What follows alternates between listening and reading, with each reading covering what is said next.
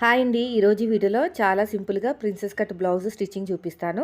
Video skip చేయకుండా last వరకు చూడండి. వీడియో నచ్చితే మాత్రం లైక్ చేయండి. ఫస్ట్ అయితే మనకి దీనికి ఎలాంటి షేప్ బెల్ట్ ఉండదండి. ఫ్రంట్ వచ్చేసి మనకి ప్రిన్సెస్ కట్, బ్యాక్ వచ్చేసి deep neck, front open. So ఇప్పుడైతే నేను ప్రిన్సెస్ కట్ డాట్ వేసేసుకున్నానండి. ముందు వీడియోలో మీకు చెప్పాను కదా, ప్రిన్సెస్ కట్కి డాట్ ఎలా వేసుకోవాలో కట్ చేసి కుట్టడం. సో అలాగే వేసేసుకున్నాను, అందుకని నేను మళ్ళీ చూపించలేదు. అయితే ఇప్పుడు ఉక్సు పట్టి, కాజా పట్టి అయితే స్టిచ్ వేసేస్తున్నాను. నాకు ఎడమ చేతి వైపు కాజా పట్టి వచ్చింది కాబట్టి నేను 3 ఇంచులు తీసేసుకుని అడుగు భాగంలో పెట్టేసుకుని ఇలాగా ఫిల్ట్ అంటే ఫోల్డ్ చేశాను 1.5 ఇంచ్ వరకు. ఇలాగే స్టిచ్ వేసాను. ముందు వీడియోలో చూసారు కదా, ప్రిన్సెస్ కట్ నేను ఎలాగైతే కట్ చేసి కుట్టానో సేమ్ అదే మెథడ్లో కట్ చేసి కుట్టాను. సో ఇప్పుడు వచ్చేసి నేను ఉక్స్ పట్టి అయిపోయింది కదా, తర్వాత వచ్చేసి కాజా పట్టి. కాజా పట్టి కోసం లైనింగ్ ఉన్న క్లాత్ని అయితే తీసుకున్నానండి. లైనింగ్ క్లాత్ వచ్చేసి 1.5 ఇంచుతో అయితే ఉంది. ఇలాగా 1.5 ఇంచు పైన పెట్టేసుకుని స్ట్రెయిట్గా స్టిచ్ చేసుకుంటూ వెళ్ళిపోతున్నాను. చూడండి, ఇక్కడ కట్ చేసేసుకుని టాప్ స్టిచ్ వేసానండి. ఇలాగా టాప్ స్టిచ్ వేసేసి మొత్తం ఈ 1.5 ఇంచ్ క్లాత్ మొత్తం కూడా ఫోల్డింగ్ చేసేయాలి. ఇలా నేను చూపిస్తున్న మెథడ్లో ఫోల్డింగ్ చేసేసేయాలి. తర్వాత వచ్చేసి నెక్ పైపింగ్ వేసుకోవాలి, కిందేమో పట్టి అతుక్కోవాలి. చూడండి, కరెక్ట్గా వచ్చేసింది కదా ఇలా నీట్గా. తర్వాత వచ్చేసి ఇక్కడ కూడా ఇలా షేప్ ఇచ్చేసేయండి. షేప్ ఇచ్చేసి ఫ్రంట్ పార్ట్లో పైకి ఎత్తినట్టు రాదు. ఇది చూడండి ఇలాగా. ఓకేనా, ఇది అయిపోయింది. దీన్ని పక్కన పెట్టేద్దాం. పైపింగ్ వేయాలండి. పైపింగ్ కోసం నేను ఇలాంటి క్లాత్ అయితే తీసుకున్నాను, ఇంట్లో ఉంది. సో మీరు ఇదే కాదు, పాలిస్టర్ క్లాత్ అయినా తీసుకోవచ్చు. నేను క్రాస్గా కట్ చేస్తున్నాను. నేను వచ్చేసి ఇప్పుడు నెక్కి వేస్తున్నాను కాబట్టి క్రాస్గా, అది హ్యాండ్కి వేస్తే స్ట్రైట్గా తీసేసుకోవచ్చు. ప్రిన్సెస్ కట్ బ్లౌజ్ అండి స్టిచ్చింగ్.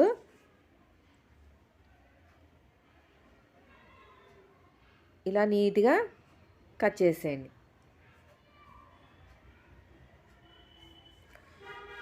సో ఇప్పుడు వచ్చేసి మనకి అన్నీ కూడా క్రాస్గా వచ్చినాయి కదా, క్రాస్లన్నీ కూడా జాయిన్ చేసుకోవాలి.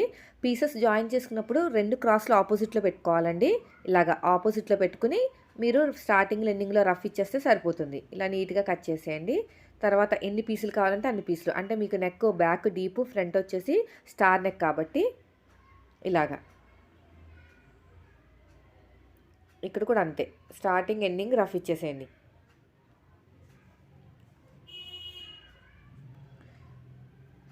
ఇది 1 సైడ్ ఫోల్డింగ్ చేసుకుని కుట్టేసుకోండి ఇలాగ స్ట్రైట్గా.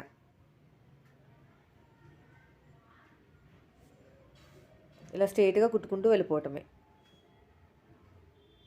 ఇలా 1 సైడ్. ఎందుకంటే నార్మల్ పాదంతోనే నార్మల్ థ్రెడ్ పైపింగ్ వేస్తున్నాము, ఇన్విజిబుల్ ఏం వేయట్లేదు.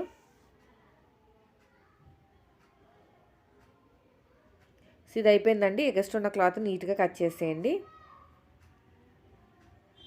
ఇలా నీట్గా కట్ చేసుకోవాలి. అయిపోయింది. ఇప్పుడు పైపింగ్ వేసేద్దాం. స్టార్టింగ్లో చిన్న ఫోల్డింగ్ ఇచ్చేసేయండి. ఇలా చూస్తున్నారు కదా వీడియోలో ఎలాగైతే చేస్తున్నానో అలాగా. ఇక్కడ వచ్చేసి కార్నర్ వచ్చింది కదా, సూదిని కిందకి దింపి పాదాన్ని పైకి లేపి ఇక్కడ ఎక్కడ కుచ్చి రాకుండా చూసుకోవాలి. లేకపోతే చిన్న టక్ ఇచ్చేసేయండి సరిపోతుంది. సో అయిపోయింది. ఎగస్ట్ ఉన్న క్లాత్ని కట్ చేసేసి ఇక్కడ చిన్న టక్ ఇచ్చేసేయండి. ఇప్పుడు మనం థ్రెడ్ పెట్టేద్దాం. ఇలాగా థ్రెడ్ పెట్టేసుకుని ఫోల్డ్ చేసేసుకుని స్టిచ్ చేసుకుంటూ వెళ్ళిపోవటమే.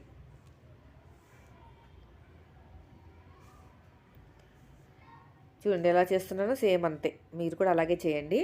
ఇలా ఫోల్డింగ్ చేసేసుకోవాలి షేప్ వచ్చిన చోట. ఇలా ఫోల్డింగ్ చేసుకుంటూ వెళ్ళిపోవటమే.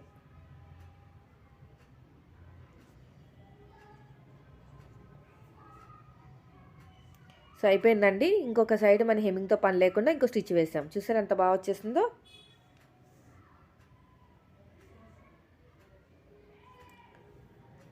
తర్వాత వచ్చేసి రెండో సైడ్ కూడా 1 సైడ్ అయిపోయింది కదా, ఇంకోటి వచ్చేసి రెండో సైడ్.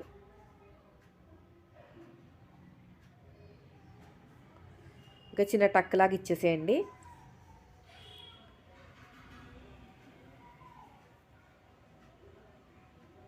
ఇలాగ ఫోల్డింగ్ చేసుకుంటూ వెళ్ళిపోవటమే.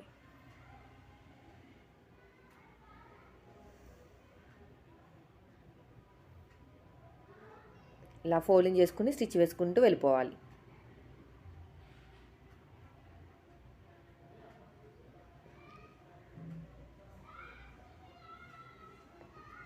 ఇంకొక సైడు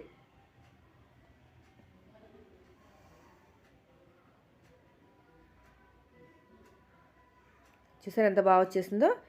ఇప్పుడు ఒక దాని మీద ఒకటి పెట్టేసుకుని చూసుకోండి కరెక్ట్గా వచ్చిందో లేదో. ఓకేనా.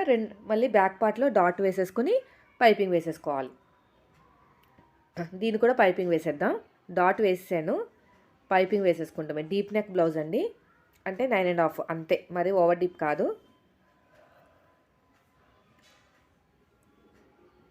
నాకు కొంచెం తక్కువ వచ్చింది ఇక్కడ, మరి జాయిన్ చేసుకుంటాను తర్వాత.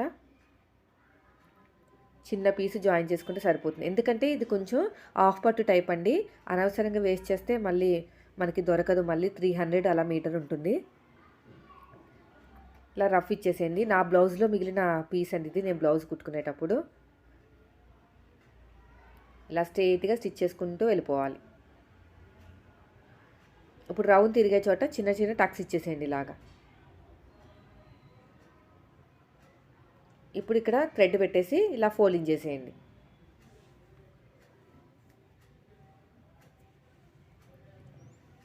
ఇలా ఫోల్డింగ్ చేసుకుంటూ వెళ్ళిపోవటమే.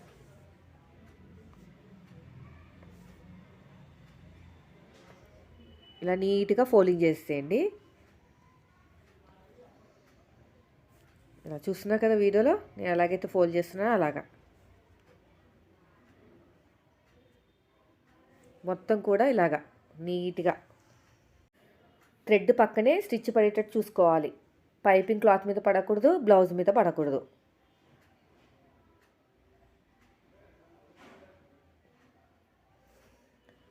చూసారా ఎంత బాగా వస్తుందో. అలాగే నీట్గా కుట్టుకుంటూ వెళ్ళిపోవాలి.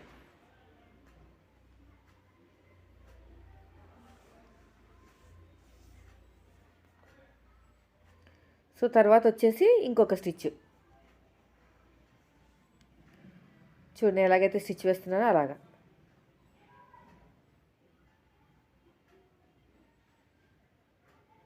సో ఇప్పుడైతే మనకి బ్యాక్ పార్ట్ రెడీ అయిపోయింది. డాట్స్ కూడా వేసేసుకున్నాం. ఇప్పుడు ఫ్రంట్ పార్ట్, బ్యాక్ పార్ట్ మీద ఫ్రంట్ పార్ట్ పెట్టి సైడ్ జాయింట్ ఒకసారి చూసుకుని అప్పుడు ఈ కూర ఉన్న పట్టీని కట్ చేసుకుని మనం నడుం పట్టీకి జాయిన్ చేసేసుకోవాలి. ఈ కూర ఉన్నదైతే వన్ సైడ్ ఫోల్డింగ్ చేసి కుట్టాల్సిన పని ఉండదండి, తొందరగా అయిపోతుంది వర్క్ అనేది. ఇప్పుడైతే నేను బ్యాక్ పార్ట్ ఇది 1 ఇంచ్ ఉండేటట్టు చూసుకోండి, హెచ్చు తగులు లేకుండా. బాగా లావుగా ఉన్న కూడా నీట్గా ఉండదు పట్టీ అనేది.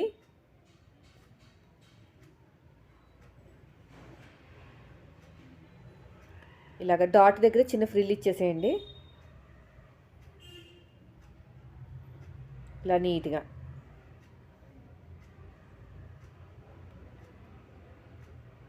ఇప్పుడు టాప్ స్టిచ్ వేసేయండి, అయిపోతుంది.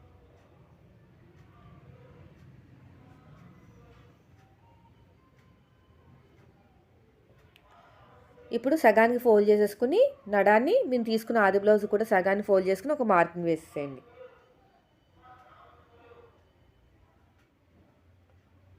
సో అయిపోయిందండి. తర్వాత వచ్చేసి రెండో సైడ్ ఇంకా నా దగ్గర కూర లేదు, అందుకు నేను ఏం చేస్తున్నానంటే ఇది 1.5 ఇంచుతో తీసుకుని వన్ సైడ్ ఫోల్డింగ్ చేసి కుడుతున్నాను. ఇలా వన్ సైడ్ ఫోల్డింగ్ చేసి కుట్టేస్తే ఇలా స్టిచ్ చేసుకుంటూ వెళ్ళిపోవటమే.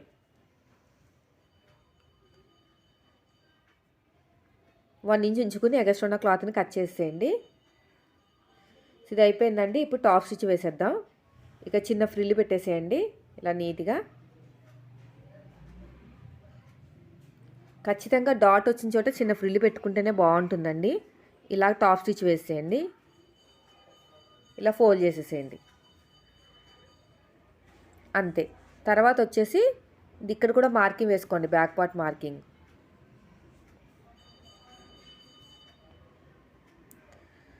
ఇంకొక పట్టీ కావాలి కదా మనకి, ఈ క్లాత్ తోటి పట్టీ కూడా చూసేద్దాం. నీట్గా క్రాస్లు ఉండకుండా చూసుకోవాలి.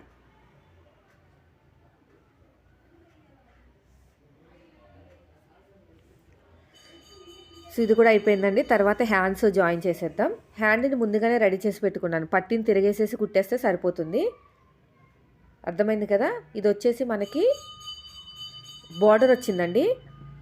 బార్డర్ రావడం వల్ల మనం ఒరిజినల్ క్లాత్ మీద లైనింగ్ క్లాత్ పెట్టేసుకుని తిప్పేసుకుంటే సరిపోతుంది, ఇంకేం అవసరం లేదు. తర్వాత లైనింగ్ అంతా జాయిన్ చేసేసి ఎగస్ట్రా క్లాత్ని కట్ చేయాలి. ఎప్పుడైనా సరే హ్యాండ్స్ని జాయిన్ చేసేటప్పుడు సగానికి ఫోల్డ్ చేయండి.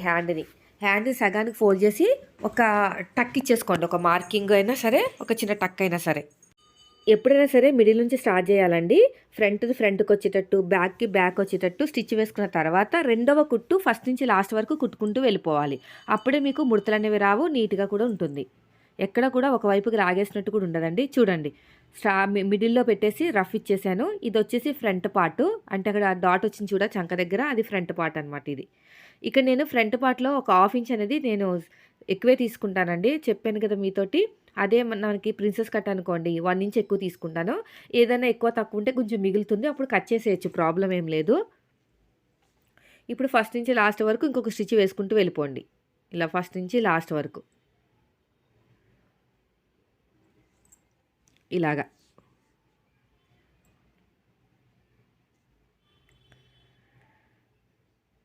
చూసారా ఎంత బావుందో? ఇప్పుడు మనం సైడ్ జాయిన్ చేసేద్దాం. బ్యాక్ పార్ట్ నుంచి మాత్రమే సైడ్ జాయిన్ చేసుకోవాలి. అది విషయాన్ని బాగా గుర్తుపెట్టుకోండి. హ్యాండ్ లూజు, ఆర్మ్ లూజు, నడుము లూజు ఈ మూడిటిని బేస్ చేసుకుంటూ వెళ్తేనే మనకి పర్ఫెక్ట్‌గా వస్తుంది. ఆటోమేటిక్‌గా స్ట్రెయిట్‌గా వచ్చేస్తదండి కుట్టనేది మన మెథడ్‌లో మీరు ఒకసారి కుట్టారంటే.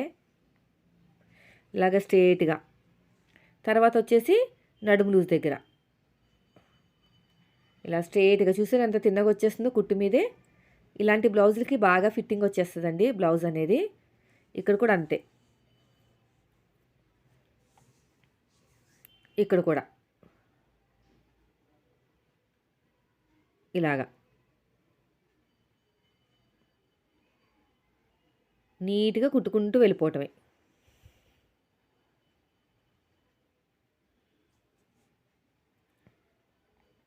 అంతే ఎగస్ట్రా ఉన్న క్లాత్ నీట్‌గా కట్ చేసేయండి.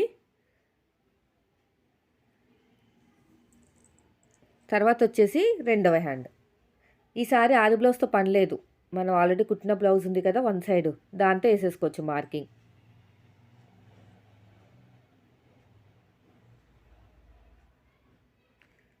Arm loose.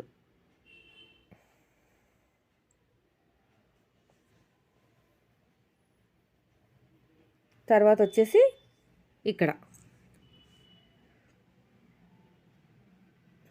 నడుము లూజ్ దగ్గర.